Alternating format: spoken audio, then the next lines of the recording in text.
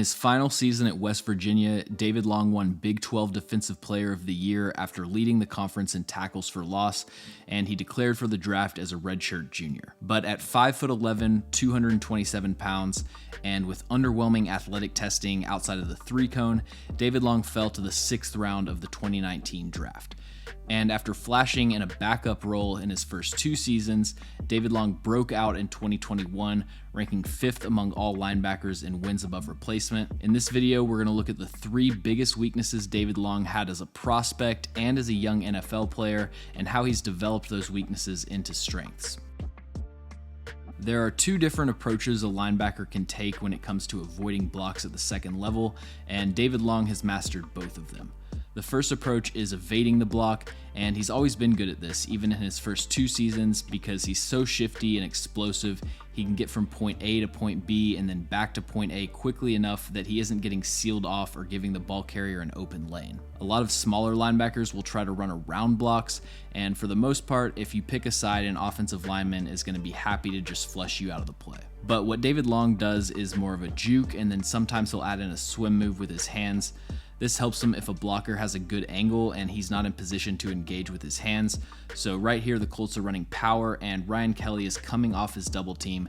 David Long sidesteps him and then makes a play in the backfield. There were a few times David Long used this move when the other team ran halfback draw. So this is the best way to run draw in my opinion. You get this tackle from the front side to come and seal off the will, because David Long is expanding out into coverage, giving Cam Robinson a great angle. Most young linebackers never see it coming, but David Long keys the play, plants his foot, uses the swim move, and gets another tackle for loss. Linebackers need to be flexible with their run fits and be able to adapt based on the circumstances. So back to the Colts game, they're running mid-zone, and the result of this double team on Jeffrey Simmons will determine what David Long needs to do. At first, it looks like Simmons is in danger of getting reached, so Long needs to fill this backside A gap, but Jeffrey Simmons catches a second wind and forces the cutback. Now, instead of an A-gap run with the guard climbing to the second level, Nyheim Hines is cutting back to a lot of space on the outside, and the right tackle is 1 step away from David Long. So again, he plays the linebacker position like an edge rusher, plant, swim, push away the backside arm, and he's right back in position. Where David Long has taken a massive step forward is his ability to shed blocks, and he uses perfect technique on this play from week 6. When he arrives at the point of contact, his feet are on the ground and he has a wide enough base that he can accelerate in either direction. He engages the block with lower pad level and lands a violent vertical punch on the shoulder pads and then releases contact almost immediately. This play is against a running back, but there's a lot of great stuff from David Long here. So the misdirection gets him shifted a couple steps towards the backside.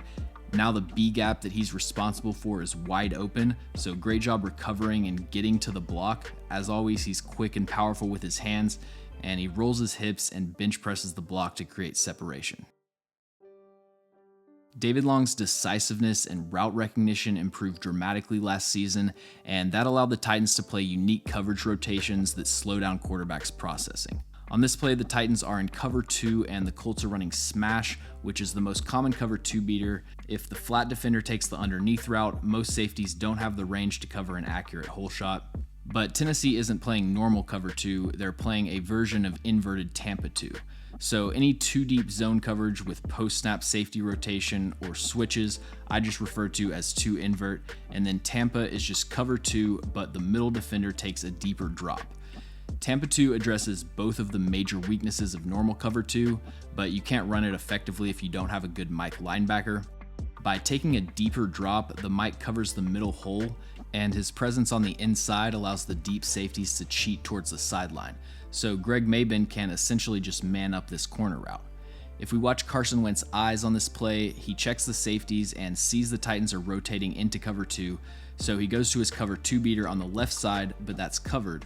So now he's thinking, okay, they're in cover 2, and I've got a backside dig that should be coming wide open across the middle hole.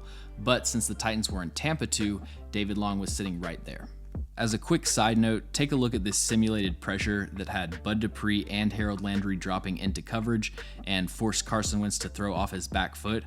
If you want to get pressure rushing 4, which the Titans clearly do, your 3 options are sim pressures, stunts, and having a top 5 pass rusher. Bud Dupree is not dropping into zone coverage because Shane Bowen thinks that's one of his best skills. He's doing it because there has to be someone to replace the vacated zone. David Long is also one of the better linebackers against play action. In 2021, he was targeted on 9 play action passes, giving up 4 receptions for 40 yards, and his EPA per target on play action ranked 7th among NFL linebackers. He does a great job on this play from week 7 of not biting on the play fake. Evans and Long are the hook defenders in cover 3, so they pass off the route, and then David Long turns around, plays the ball, and tips it up to Rashaan Evans, who makes an amazing catch. So David Long is a really good zone linebacker. In man coverage, he's probably even better, and he's a playmaker in run defense. So I think he's developed into one of the more well-rounded linebackers in the NFL. The only real consistent issue that he has is tackling, and I thought he made noticeable improvement last season, but still that means bringing his missed tackle rate down from 20 to 15%. So there's still improvement to be made, and I think part of it is just his play style being so aggressive. He arrives to a lot of tackles a little bit out of control, but he did also have a lot of really impressive tackles at difficult angles.